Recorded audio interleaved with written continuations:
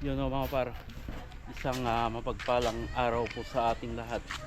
So i-update natin tong umok project natin, ano po, dito rin po sa barangay Nagpintin.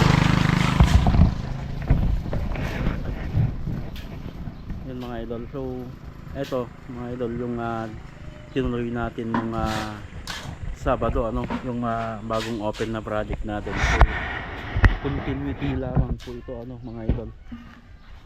So katulad ng nasabi ko sa unang vlog natin dito, para scope yung pinapagawa po dito ng may-ari at hindi naman totally ay finish na agad, ano po. So silipin natin yung tinapos ng tropa po dito.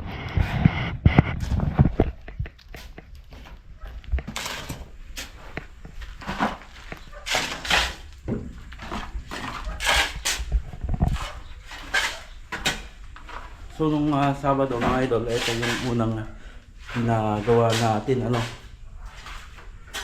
yun sa palitada po ng extension dito sa likod at pinaka dirty kitchen na rin po, ano. Ayan, so nabuhusan na rin mga idol itong sa flooring na, ano po. Then tinibag namin yung iba dito, nagkaroon ng gabay dito hanggang yan lang po. Then i-finish na rin po ito. Then na-flooringan na rin po ito. So nandito sa loob mga idol yung sa ano, downspout. So end of property na ito mga idol, itong sa wall na ito.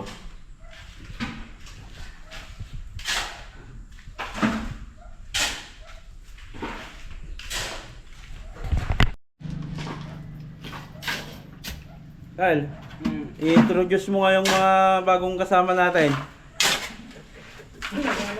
Oo. Yahut tayo, di ba mo? Si Baro-baro ka to ate, oh. Nagan mo bro? Dave, yung future geodetic engineer ng Barangay Ibong. Saka si ano, nagan mo bro? AJ Forestria. Mga taga Barangay Ibong po ito na bagong kasama natin. So part time po sila, mga estudyante.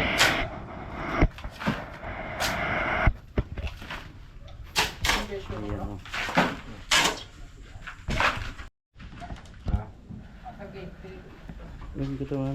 Yun mga idol, sa mga nagtatanong po kung magkanong bigayan natin sa mga labor, ano po, yung pasahod natin sa mga labor. So yung pasahod ko mga idol sa ating mga kasamang labor ay ano po, 550 po at libre po yung merienda.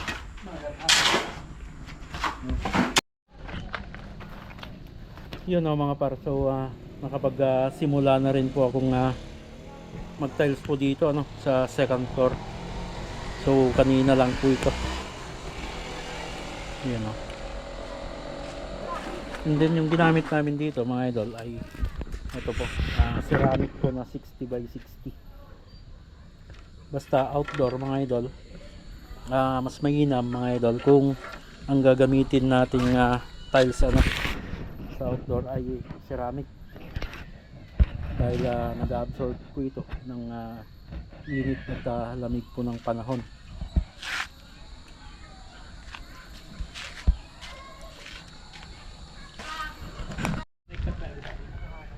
And then dito mga par, ito yung binuhusan naman po maghapon, ano. Yan. Dito sa part ng malalaking bintana. Then itong garahe, may makapal dito mga idol na sa ano,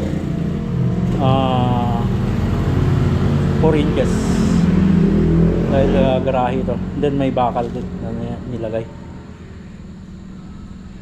So halos tapos na yung pinakamahirap na part ng bahay. Halos puro finishing na lang, then retouch. Then dito sa side dito mga idol,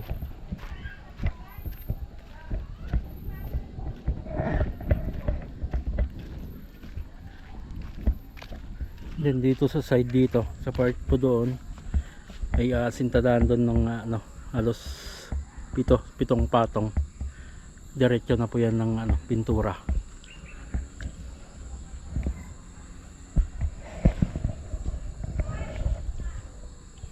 Waterproof and then pintura.